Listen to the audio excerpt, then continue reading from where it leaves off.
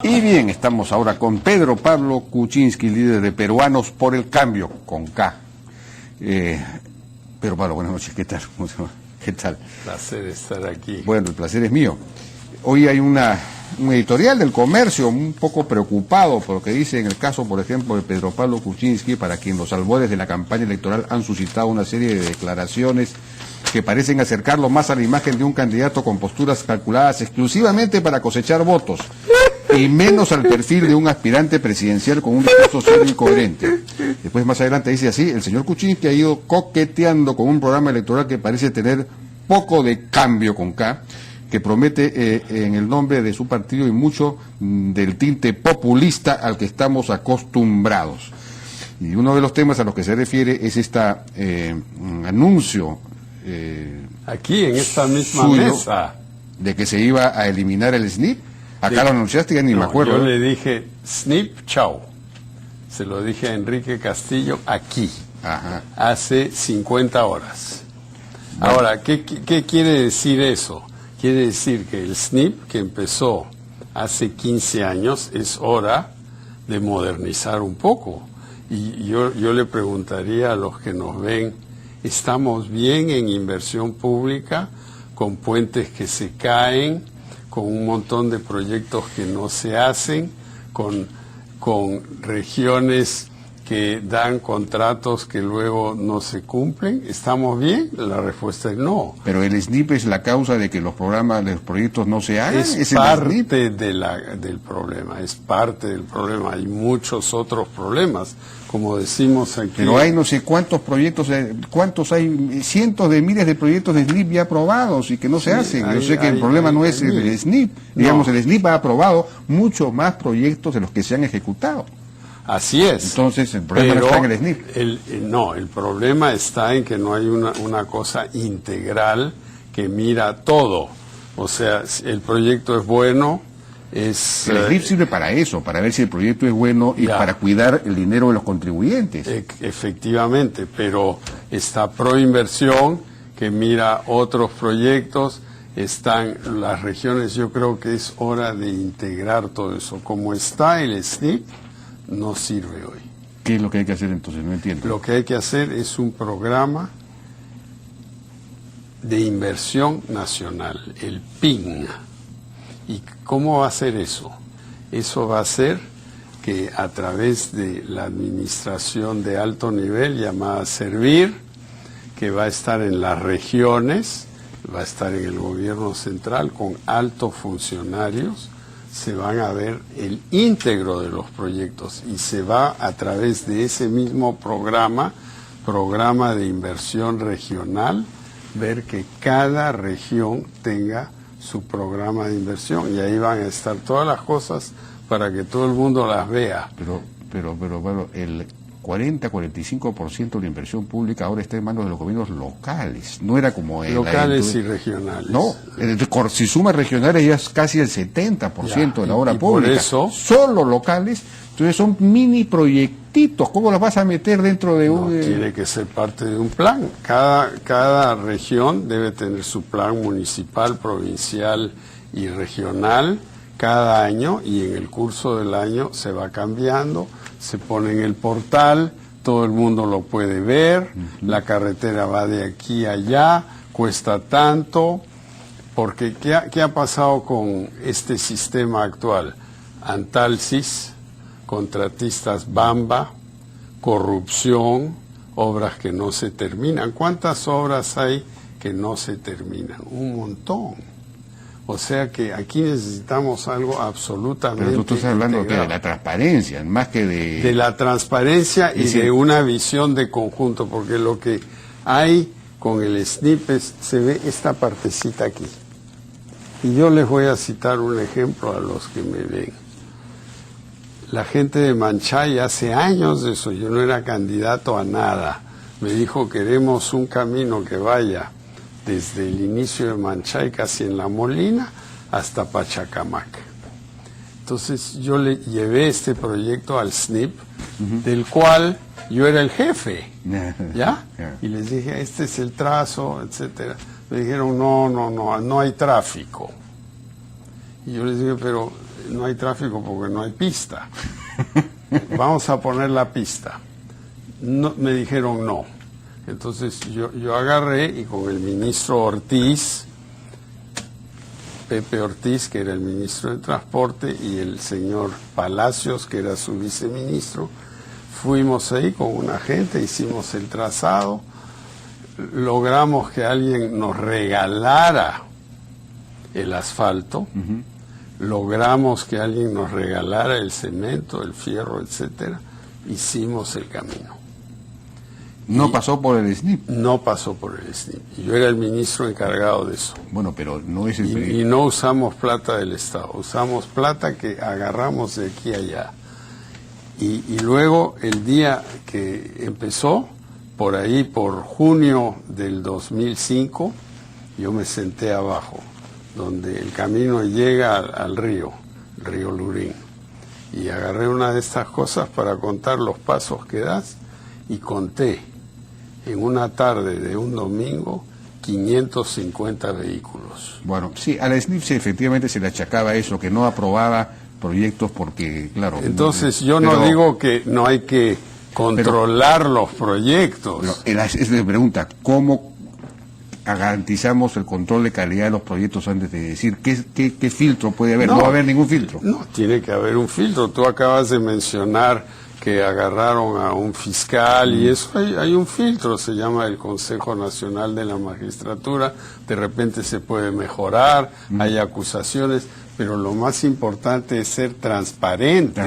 Transparente. Sí, porque en muchos casos, efectivamente, a nivel de alcalde, por ejemplo, si el alcalde toma la decisión de hacer una carretera o una escuela, es una decisión política. ¿Por qué el SNIP tendría que aprobar eso? ¿No? Yo creo que tiene que ser parte del programa de inversión de la región, el PIR, que será supervisado por el PIN, el Programa de Inversión Nacional. Y así todo el mundo va a ver, vamos a hacer la Panamericana del sur a norte en 2 vías, ¿cuánto cuesta? ¿Cuánto cuesta el puente de Pampas, no sé cuántos, ahí al sur de Cañete, ¿no? Está camino a la planta de gas. ¿Cómo es posible que en un país moderno un puente de más de 30 millones se caiga? Bueno, es que eso no es el tema del SNIP, es el tema de toda la inversión pública. Bueno, pero eso ahí hay una inversión mal, o estuvo mal hecho el puente, o han pasado camiones muy pesados, porque existe la cosa pero increíble. Debe haber un control de carreteras, pues. Bueno, pero hay los puentes en el Perú, tú vas delante de un puente, tú has viajado bastante, dice peso máximo 45 toneladas. Y aquí pasó un camión de 44. De 44.8.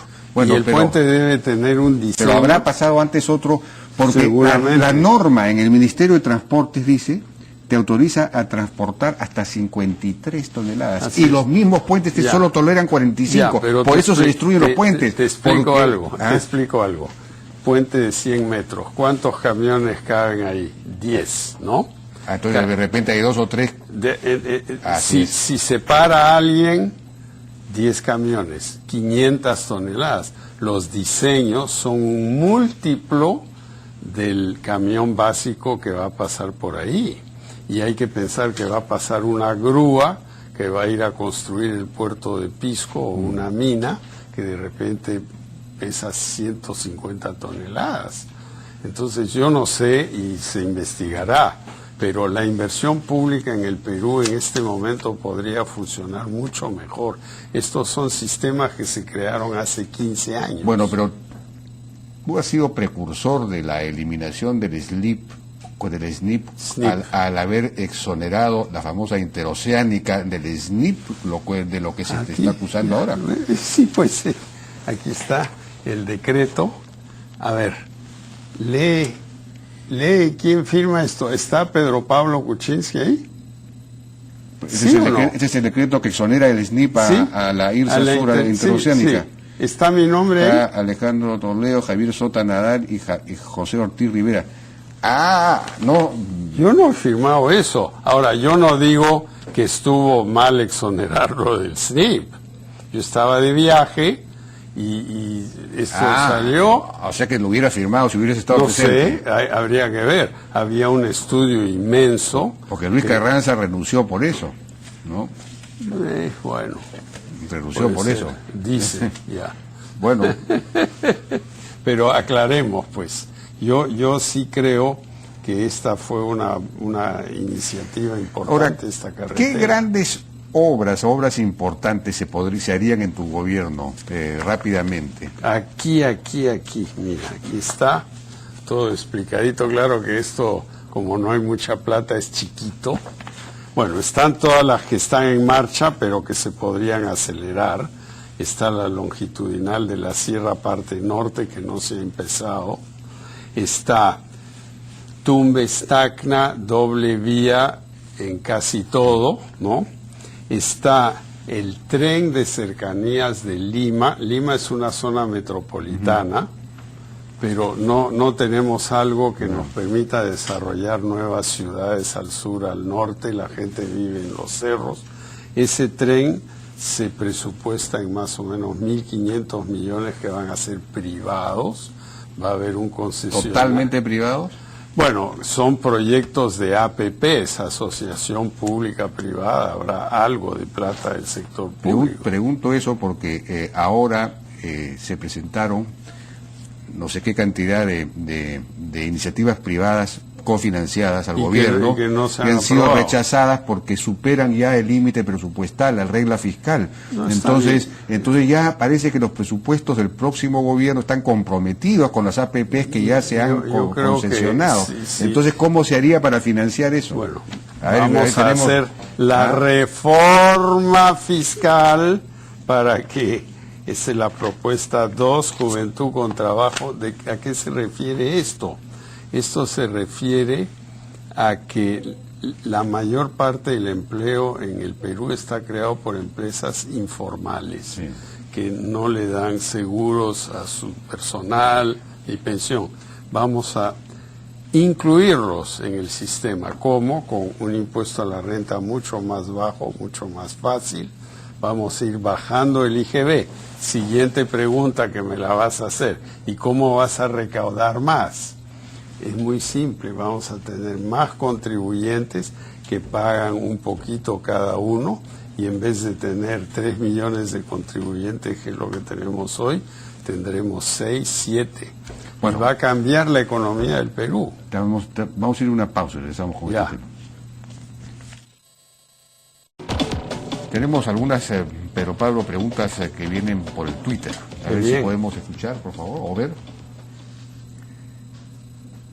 ¿Puedes ampliar lo del tren de cercanías? Sí, claro. Tenemos una zona metropolitana desde Huacho a Ica de 13 millones de habitantes. Y no está junta. El resultado de eso es que mucha gente vive en lugares inhóspitos, en la punta del cerro, terrenos adquiridos a traficantes.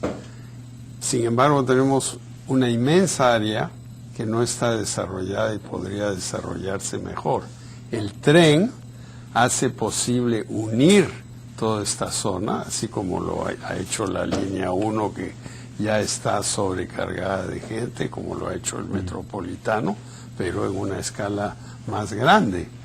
¿Y qué hace el tren? Es un recorrido de unos 400 kilómetros que te va a permitir ir de Huacho a Lima, al centro de Lima, en 1 hora 20 minutos, que te va a permitir de ir del centro de Lima a Ica en 2 horas, con 4 o 5 paradas, y vas a poder integrar esta metrópolis. Si tú ves un mapa de la China o de Europa desde el aire en la noche con las luces, ves grandes áreas iluminadas. Eso es lo que necesitamos aquí. De acuerdo. Mencionaste lo de... He contestado tu pregunta, sí, señor Twitter. Hay otras más del Twitter, pero antes quería ver el asunto de, mencionaste lo de la incluir a la informalidad en la formalidad, en el pago de impuestos con impuestos más bajos. Pero tú también acabas de declarar en alguna parte que debería aumentarse efectivamente la remuneración mínima vital, el salario mínimo, una suma, como una medida para reactivar la economía, que es lo que dice yo no dije eso. Yo lo que dije es que un aumento moderado ayudaría a la gente que recibe ese tipo de sueldo, que es 5% de la fuerza laboral. Tú sabes perfectamente que mientras más subes el salario mínimo, ya el salario mínimo actual es una barrera para la formalización, porque el 42% de los, digamos, de los que trabajan en Lima, por ejemplo, ganan por debajo del salario mínimo, o sea que nunca se va a poder formalizar, más aún si lo subes. El 63% de la fuerza laboral del Perú es informal. No, eso es más del 70%. Y por consiguiente gana debajo de la remuneración mínima vital. Entonces ¿cómo vas a proponer? Pero yo creo que la sabiduría capitalista tradicional de los últimos 15 años se está viendo que está siendo superada. Por ejemplo, en Estados Unidos el sueldo mínimo vital lo quieren aumentar ahora.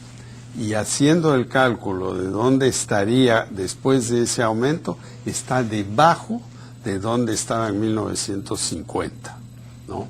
Entonces, aquí yo no digo que esa es la solución. La solución es incluir a todas las pequeñas empresas dentro del sistema formal. Si las microempresas ahora no pueden formalizar porque no pueden pagar el salario mínimo, si tú lo subes, digamos, claro, es populista decir voy a subir el salario mínimo, ¿no? O sea que nuevamente tiene razón el diario El Comercio. No, yo creo que no tiene absolutamente razón. Pero si plantearas algo como lo que está planteando, por ejemplo, lo que estoy planteando aquí, el Instituto, la Apoyo Consultoría, de tener una política de salario mínimo diferenciada.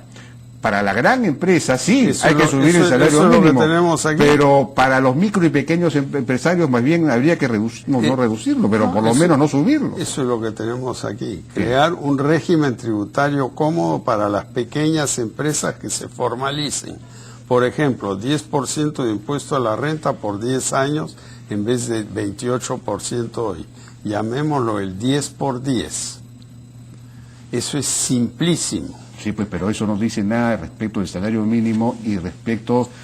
No, lo que otro gran tema en el Perú en comparación con todos los demás países es que tenemos la legislación laboral más rígida. Eso sin duda, pero entonces, aquí ¿eso también... hay que flexibilizarlo o no?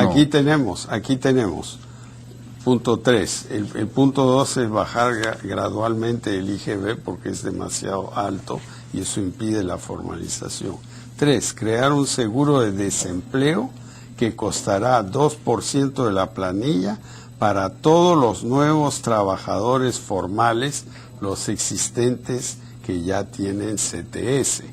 Eso va a cambiar completamente cómo un pequeño empresario puede contratar a gente, porque se va a ahorrar un costo inmenso y el trabajador va a tener la seguridad de un seguro de desempleo que lo pueden manejar empresas privadas de seguro. De acuerdo, pero hay el problema de la rigidez en la contratación y en el cese. Las empresas que están globalizadas no pueden, no se casan, no contratan, no formalizan a sus trabajadores. Yo no estoy en contra de todo eso, pero eso es un proceso, eso son decisiones del Tribunal Constitucional, habrá que presentar alternativas para que ellos las vean, pero mientras tanto, el 70% informal lo vamos a reducir a 30% informal, porque las pequeñas empresas van a contratar a gente, porque con esta fórmula mucho menos impuesto a la renta. Pero con un salario mínimo tan alto no lo van a poder hacer. No. Y con pero el salario mínimo parece alto, no es alto. Obviamente para ti no es alto, pero para un microempresario no lo puede. La mayor parte de los trabajadores de las microempresas están ganando por debajo del salario mínimo en este momento. Bueno, hay que mirar. Mira, ahí el salario en el sector agroindustrial, que ha sido un éxito. Claro, pero hoy ese es un sector moderno, productivo, ¿no? Claro, pero lo que queremos es que la pequeña empresa también sea moderna y productiva. ¿Cómo? Le vamos a dar crédito, le vamos a dar tecnología, todo eso está disponible el ministro de la Producción tiene su programa, que me parece sensato, eso hay que empujar.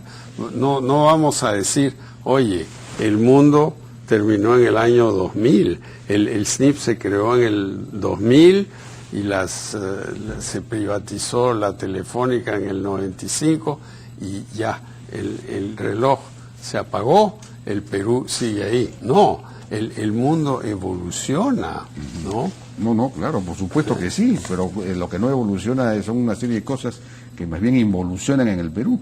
Bueno, vamos a ir a una pausa. Bueno, rápidamente, antes de pasarle la pelota al tuit, la recaudación está cayendo con la desaceleración. Se dice que el próximo año hemos llegado al 16% del PBI, vamos a bajar, bueno, si consideramos gobiernos locales y todo, llegamos como 21, 22, pero la recaudación del gobierno central, digamos, está cayendo. El próximo año sería 14, dentro de los 2 años sería 14.8. Es decir, va a caer. Entonces, ¿cómo vamos a hacer estas grandes obras? ¿Cómo vamos a reducir el impuesto a la renta y el IGB cayendo la realidad? Porque vamos a recaudar mucho más. Cuando quitamos en el año 2001, que era un año de receso económico brutal, y quitamos el impuesto de solidaridad mal nombrado, que era 5% a la planilla, en 6 meses estábamos recaudando más, porque la planilla aumentó. Quitamos la mitad del selectivo a la cerveza en el año 2002 y en el 2003 la recaudación era igual o mayor. Porque la gente empezó a tomar más cerveza. En vez de tomar cañazo, pues, eso es lo que pasa. Hay que entender un poco cómo funciona la oferta y la demanda. Bueno, teníamos un tuit, me decía.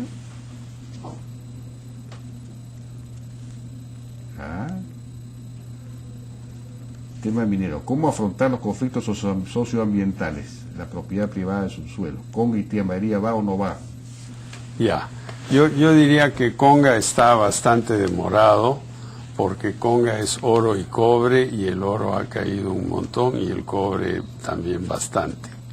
Tía María es un proyecto distinto, que es un proyecto básicamente industrial, o sea, lo que va a salir de ahí es cobre de calidad eléctrica, o sea, 99,99 contenido de cobre en placas que salen de una planta de lixiviación electrolítica.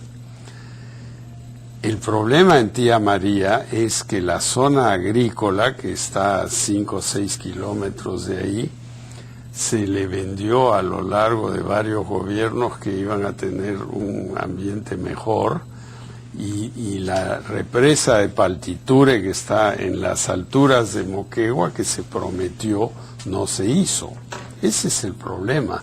Entonces ellos son agricultores de clase media, que tienen jornaleros, que ganan 30, 40 soles al día, y van a tener que subirlos a 70, y ellos dicen, oye, ¿y tú qué me estás dando a cambio de esto? Paltiture, reservorios, un programa de riego que cuesta muy poco en realidad, cambiaría el panorama totalmente. La empresa está tratando de explicar eso, pero el gobierno se debe meter más, pues, porque y quizá cambiar los cultivos, ¿no? Pasar el arroz a cultivos más Claro.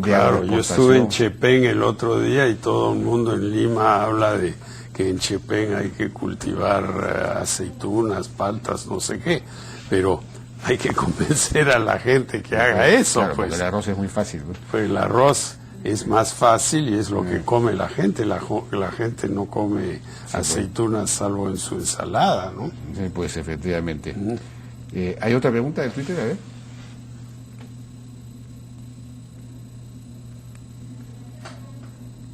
¿Cuál sería su plan para armonizar descentralización y la corrupción e ineficacia de las regiones? No, yo creo que es una muy buena pregunta y hemos hablado un poquito de eso. Yo creo que debe haber un servicio civil para todo el país. Las municipalidades, las regiones, el gobierno central merecen administradores de primer nivel. La ley Servir ya hace eso, pero no se implementa. Entonces, digamos, tu hijo o tu sobrino quiere entrar a ser funcionario público. Examen, y si es el mejor, el 1-2% más alto, entra y el Estado le dice, bueno, usted va a ir a ESAN a sacar su posgrado en 2 años. Y después usted entra aquí, le pagamos su posgrado, y usted va a ir a Ayacucho 3-4 años. ¿Y qué va a hacer en Ayacucho? Va a estar encargado de la evaluación de los proyectos de inversión pública. Después de Ayacucho se va a ir ¿a dónde? A Piura. Y después usted va a regresar a Lima y estará en el Ministerio de Agricultura, después en el Ministerio de Trabajo, va a ir rotando. Y tu sobrino va a conocer toda la administración pública, así como los militares los mandan a un cuartel en Tacna, los mandan a uno en Iquitos, después los mandan aquí, los sacerdotes hacen lo mismo, pero la administración pública en Lima está sentada feliz. Pero eso es lo que ha pasado, pues, porque se han creado estos gobiernos regionales que son como réplicas del Estado Nacional, ya. Hacen todas las funciones, pero, y sin embargo no se trasladaron los funcionarios que estaban en los ministerios, claro, en Lima. Sí. Entonces se está duplicando y hay un exceso de gasto por ese lado. Yo estoy totalmente de acuerdo contigo y por eso hay que cambiar eso. ¿Y cuáles son los gastos más grandes de los cuales son responsables los gobiernos regionales? La educación y la salud. Necesitamos una reforma en la salud. No podemos seguir teniendo hospitales del MINSA, hospitales de salud, duplicación, y luego cuando la gente va a hacerse un rayo X le dice, mire, lo siento, pero en este hospital no hay rayo X. Eso es en el hospital de al frente, que no depende de nosotros. Por eso hay mucho malestar. Hay que integrar todo. Hay que integrar todo. Pero uno debería poder atenderse también en una clínica privada, si es que hay toda la plata de seguro. No, y si tú vas a tu clínica privada, vas a sacar tu DNI, pero va a ser un DNI electrónico, así como mi tarjeta de crédito, y lo vas a meter y van a decir, señora Juanita, aquí están sus informaciones médicas, vaya usted aquí, y el seguro le va a pagar una proporción y usted paga el resto. Claro, de acuerdo. Eso es como ocurre en lugares modernos. Sí, pues, ¿no? pero acá se oponen. Pero no, aquí podemos modernizar el país. Pero si decimos no vamos a aumentar el sueldo mínimo, no vamos a cambiar el SNIP, vamos a seguir como estábamos en el año 2000, entonces no vamos a progresar nunca. Bueno, vamos a ir a una pausa, regresamos. Rápidamente, Pedro Pablo, el gran tema para la opinión pública, el gran problema en este momento es la inseguridad, la lucha contra la corrupción, las mafias, todo eso. Ese es el gran problema, las mafias están avanzando, la inseguridad crece. ¿Cuál es la propuesta para enfrentar eso? Yo creo que necesitamos pasar al Poder Judicial por un filtro más estricto. Eso pasa por cambiar la ley del Consejo Nacional de la Magistratura, que es una ley constitucional, o sea, eso no se hace en un día. ¿Cambiarla en qué sentido? En cambiarla en que no sean pues gremios, que yo te rasco, tú me rascas, que sea uno nombrado por el Poder Judicial, por la Corte Suprema, uno por el Poder Ejecutivo, uno por el Congreso. Esos son los tres, y nadie más. Todos estos otros no deben estar ahí, porque se transforma en un parlamento que no está... Eso es una. Dos, más policías, pues los policías trabajan... Pero aquí tenemos muchos policías en comparación con Chile, con otros países. El problema es que trabajan a tiempo parcial, claro, o que no sé qué. Policías en las calles, tenemos 35.000 al día en un país de 31 millones.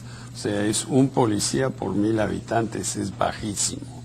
Eso es problema. Tercer propuesta, tenemos que hacer que las municipalidades pobres puedan contratar serenazgo, porque las pobres, muchas no tienen. Pero hay que hacer que la gente pague. aquí pague sus prediales, pague sus sus arbitrios. Pero vamos a trabajar en eso. Eso lo hice yo ya una vez cuando era ministro de La gente de Villa María del Triunfo se queja de que quieren la ida a los militares, pero ellos no pagan sus arbitrios para que hayan serenos. Ya, pero Villa María del Triunfo pues no tienen ni agua. Primero pongámosle el agua y después contrataremos a los serenos. Yo creo que los serenos se pueden contratar ahora con un pequeño subsidio del gobierno central. En San Isidro estamos muy bien, hay un montón de serenos muy amigables. En Comas hay menos, en Villa María del Triunfo casi no hay, ¿no? Eso sería 3 cosas para empezar. Para empezar. Bueno, y la principal de todas es la droga, porque de dónde vienen todos estos sicariatos de la droga, eso viene de la droga. El señor Oropesa, ¿de dónde viene? De la droga. ¿Qué hacer para combatir la droga? El 55% viene del Braem, y hasta el día de hoy el camino, la quinoa, San Francisco, Quiteni, no está terminado ni hecho siquiera. Entonces tenemos una zona abandonada donde se ponen pistas, donde no hay colegios, donde no hay servicios de salud. Tenemos que poner infraestructura ahí y se va a reducir la droga. Y al final yo creo que en 30, 40 años de repente estarás tú, yo no, ya no habrá droga en el Perú porque la droga sintética habrá reemplazado todo eso. Había unas preguntas del Twitter, rápidamente. A ver. ¿Has renunciado a tu nacionalidad norteamericana? En proceso. En proceso. Es complicado, ¿no? Parece que es muy costoso. Pero se puede evitar el costo, pero de ahí viene el proceso. Pues, ¿no? Siguiente. ¿Qué opina de transparentar las cuentas de los candidatos a presidente? Absolutamente, pero hay que transparentar totalmente, porque si no va a ser un engaño, muchachos. Yo estoy dispuesto a decir cuáles son mis cuentas. Tengo una en el banco de crédito y una en Miami, y punto, y se acabó. ¿Tienes un equipo que está haciendo el plan de gobierno? Tenemos 5 grupos, uno de economía que lo maneja Alfredo Torne. Esta mañana he hablado con un exministro del Interior, amigo, que está dispuesto a encabezar la parte de seguridad. ¿Quién? ¿Exministro del Interior? ¿Solo puede ser o Gino Costa o Rospigliosi? Bueno, Gino desayunó conmigo hoy. Ah, qué bien. Rospigliosi va a almorzar conmigo mañana, o sea que escojan. Y tenemos un grupo agrícola, campesinos, toda la parte del campo, que a mí me parece muy importante. ¿Quién está trabajando ahí? Y ahí, bueno, ahí hay gente en la sierra, básicamente, ¿no? Y después tenemos relaciones exteriores, que no es tan complicado, porque nosotros... ¿Y reforma del Estado? Reforma del Estado, tenemos todo un grupo que está trabajando en eso. ¿Tienen un local? Tenemos 2 locales. El local del Instituto, que está en Barcelona. Instituto País, creo que se llama. Instituto País, se está haciendo el plan de gobierno. Donde se trabaja este tipo de cosas. Está en Barcelona 275, cerca de la 2 de Mayo, en San Isidro. Y tenemos un local del partido que está en la avenida Arequipa, recién alquilado, frente al Plaza Bea, donde estaba antes el Villa María. Ah, correcto. Bien, ya nos ha ganado el tiempo, Pedro Pablo. Bueno, siempre un placer, y me encanta leer todo esto. Los comercios. Bueno, vamos a ir entonces a una pausa y regresamos ahora con el ministro de Trabajo, Daniel Maurate. Hay salido finalmente este portal que se llama ponteencarrera.p para, digamos, que la gente pueda orientarse en función de los profesionales formados por las universidades, cuánto ganan, dónde trabajan, etcétera. Regresamos. Magnífica.